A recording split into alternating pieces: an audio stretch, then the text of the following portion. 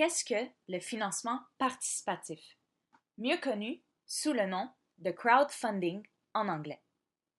L'Autorité des marchés financiers, l'AMF, définit le crowdfunding comme un processus permettant à une personne ou à une entreprise de recueillir de petites sommes auprès d'un grand nombre de personnes, généralement par Internet.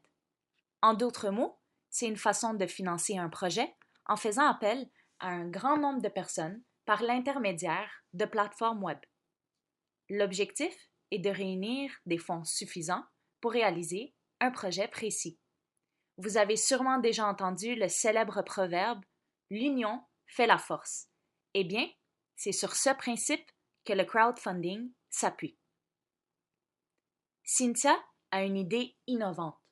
Toutefois, la banque refuse de lui accorder un prêt, considérant qu'il représente un risque trop élevé. Cynthia se sent désespérée à l'idée de ne pas pouvoir achever son projet qui lui tient à cœur, faute de moyens financiers suffisants. Une solution alternative au prêt bancaire s'offre à elle, le crowdfunding. Au lieu de s'adresser à un intermédiaire, comme les établissements de crédit, pour obtenir des prêts, c'est-à-dire d'avoir recours au financement indirect, aussi appelé financement intermédiaire, elle peut obtenir les fonds dont elle a besoin en s'adressant directement aux gens qui ont de l'argent à lui fournir. C'est ce qu'on appelle le financement direct ou encore le financement désintermédié. Elle décide donc de publier son projet sur une plateforme de crowdfunding afin d'amasser les fonds nécessaires pour concrétiser son idée. Il serait faux de croire que l'économie de partage ou de collaboration est née du numérique. Ces valeurs sont imbriquées historiquement partout dans le monde, bien avant l'avènement d'Internet. En effet, la Statue de la Liberté en est le parfait exemple. C'est le fruit du crowdfunding franco-américain. Environ 120 000 contributeurs ont participé au financement de celle-ci. L'avènement d'Internet, et particulièrement des médias sociaux, a revigoré et donné une ampleur internationale au financement par la foule. Une étude menée par The Crowd Data Center montre que la collecte du crowdfunding est en croissance exponentielle.